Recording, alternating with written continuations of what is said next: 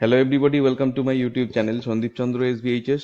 পশ্চিমবঙ্গ বিধানসভা নির্বাচন 2026-এর জন্য ইতিমধ্যে ট্রেনিং পর্ব শুরু হয়ে গেছে এবং বিভিন্ন বিষয় নিয়ে বিভিন্ন জায়গায় আলোচনা হচ্ছে। আমাদের চ্যানেলেও আমরা ভোট গ্রহণ করবার জন্য যে সমস্ত ট্রেনিংগুলো আছে তারই কিছু অংশ আপনাদের সামনে তুলে ধরার চেষ্টা করছি, যাতে করে ব্যাপারগুলো আপনাদের পক্ষে আরও বোঝা সুবিধা হয়।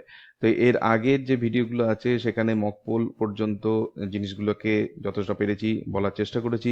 এবার হচ্ছে আপনি ভোট গ্রহণ যখন শুরু হবে তখন প্রিসাইডিং অফিসার বা first second third polling officer যারা রয়েছেন তারা কি কি করবেন বা না করবেন সেই বিষয়ে আজকের এই ভিডিওতে আমি বলবো।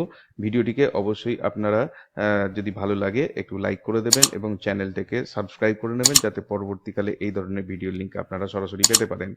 ভোট গ্রহণ শুরুর প্রথমে প্রিসাইডিং অফিসার ভোট গ্রহণের গোপনীয়তা রক্ষণাবেক্ষণ সম্পর্কে আরপি অ্যাক্ট 1951-এর 128 বিধানগুলি পড়বেন। প্রিসাইডিং অফিসার ভোট গ্রহণ শুরুর বিষয়ে প্রিসাইডিং অফিসার ডিক্লারেশন পার্ট 1-এ উপস্থিত পোলিং এজেন্টদের স্বাক্ষর করবেন ও নিজে সই করবেন। প্রাথমিক কাজকর্ম শেষ না হলে ভোট গ্রহণ শুরুর জন্য নির্ধারিত সময়ে 3 থেকে 4 জন ভোটারকে প্রবেশ করান। ভোট শুরুর এসএমএস বার্তা পাঠিয়ে দিন বা ইসিআই নেটে আপডেট করুন। যদিও যদি আপনার এই কাজগুলো সব হয়ে গিয়ে থাকে, ডিক্লারেশনটা আপনি পরে ফিল আপ করে নিলেও হবে, কিন্তু ভোটটাকে যেন যে টাইম দেয়া আছে 7টায় যদি শুরু হওয়ার কথা বলা থাকে বা যদি কোনো আপডেট হয় সেগুলো আপনারা জানতে পারবেন। যে টাইমে ভোট শুরু করার কথা সেই টাইমে ভোটটাকে অবশ্যই শুরু করে দিতে হবে, কারণ মনে রাখবেন যদি আপনার বুথে ভোটার সংখ্যা বেশি হয় তাহলে কিন্তু ভোট শেষ করতে আপনার অনেক সময় লাগবে। ভোট শুরুর বার্তা পাঠিয়ে দিন, ইসিআই এ আপডেট করুন। দয়া করে মনে রাখবেন যদি ভোট গ্রহণ শুরু হতে 2 ঘন্টারও বেশি দেরি হয় তবে ইসিআই দ্বারা রিপোল ঘোষণা করে দেওয়া হবে। 2 ঘন্টার বেশি দেরি কোনোভাবেই যেন না হয়, এবং 2 ঘন্টা কেন 2 মিনিটেরও দেরি যেন না হয় সেই দিকে অবশ্যই নজর রাখবেন। ভোটদান তালিকায় পিবি এবং ইডি ব্যতীত অন্য কোনো এন্ট্রি নেই বলে পোলিং এজেন্টদের প্রদর্শন করুন। এবং ভোটার রেজিস্টার ফর্ম 17A তে কোনো এন্ট্রি নেই সেটা প্রদর্শন করুন, মানে যেটাতে পরপর আপনারা ভোটারদের ডিটেলসগুলো আপনারা ফিল আপ করবেন সেই ফর্ম 17A সেটা যে ফাঁকা আছে সেটা দেখাতে হবে। পোলিং এজেন্টদের সাথে সময় মিলিয়ে নিন। ভোটার রেজিস্টার 17A তে প্রথম ভোটারের সই করার আগে যখন প্রথম ভোটার আসবে তার যে সিরিয়াল নাম্বার ফাম্বার লেখার আগে পোলিং অফিসার 1 প্রিসাইডিং অফিসারের সাথে যাচাই করে 17A তে কালিতে লিপিবদ্ধ করবে। মানে ফার্স্ট পোলিং অফিসারের এটা কাজ যে total in the control unit checked and found to be zero. মানে প্রথমে শুরু হবে যে এটা দেখে যে কন্ট্রোল ইউনিটকে আমরা চেক করেছি এবং সেখানে টোটাল নাম্বার 0 দেখাচ্ছে, এবং যখন আমরা শেষ করব ভোট তখনও কিন্তু এরকমই একবার লাইন টেনে লিখে দিতে হবে যে last serial number of form 17A, যেটা হচ্ছে সিরিয়াল নাম্বারটা লিখবেন এবং সেটা যে কন্ট্রোল ইউনিটের সঙ্গে ট্যালি হয়েছে সেটাও লিখে দিতে হবে।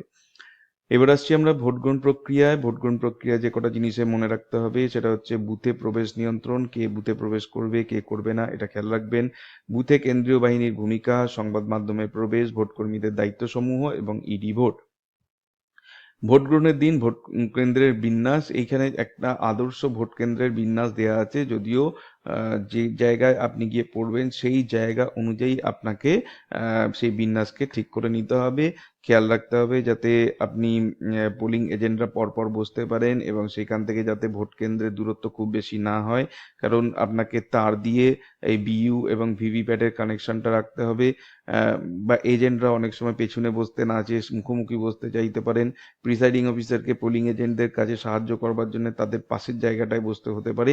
এটা যেটা আপনার পক্ষে সুবিধা হবে আপনাকে নিজের মতো করে সাজাতে হবে।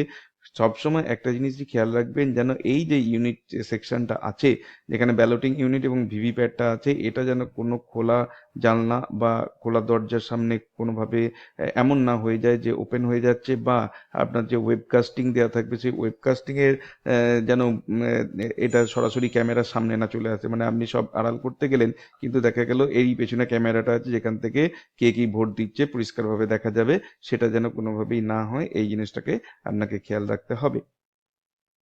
এরপরে দেখুন এখানে বলা হয়েছে যে যখন কেউ একজন ঢুকবে ঢুকেই সে পোলিং অফিসার 1 এর কাছে যাবে যার কাছে মার্ক কপি থাকবে।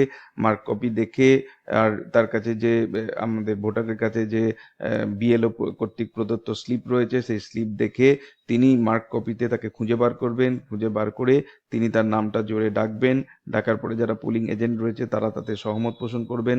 তারপরে পোলিং অফিসার 2 এর কাছে যাবেন, সেখানে গিয়ে আঙুলে কালি লাগাবেন, বা তার কাছে অনেক সময় যে 17A থাকতে পারে, সেই 17A গিয়ে তার কাছে সই করবেন, ডিটেলস লেখাবেন।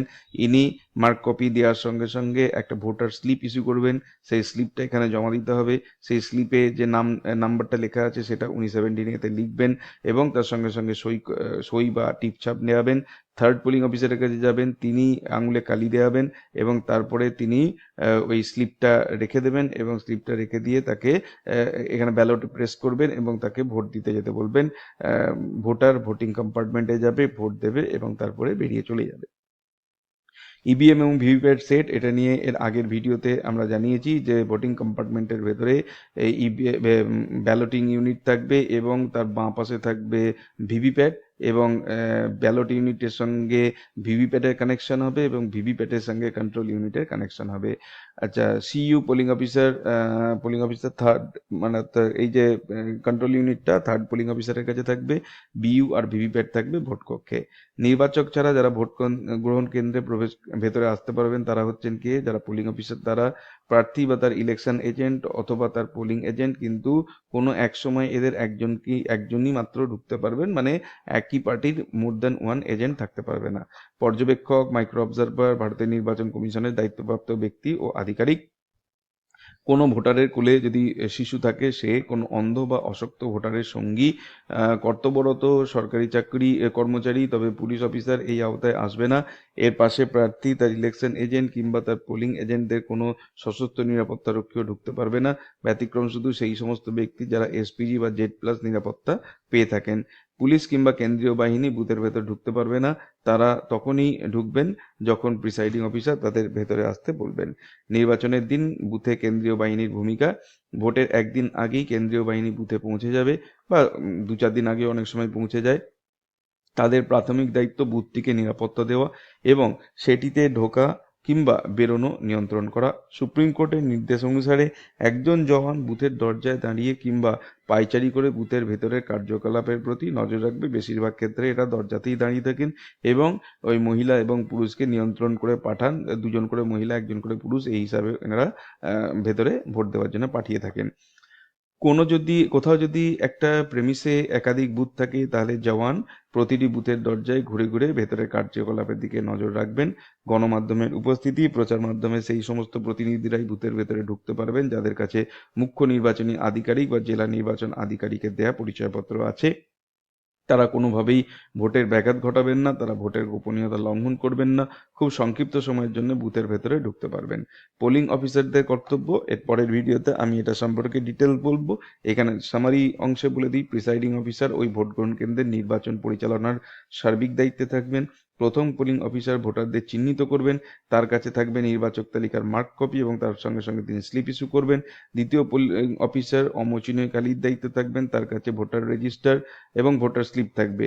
এইগুলো নিজেদের মধ্যে ইন্টারচেঞ্জ করে নিতে পারেন যদি মনে হয় যে first polling officer slip issue করে দিলে তার সুবিধা হয়, সেকেন্ড পোলিং এর উপর অনেক চাপ পড়ে যাচ্ছে।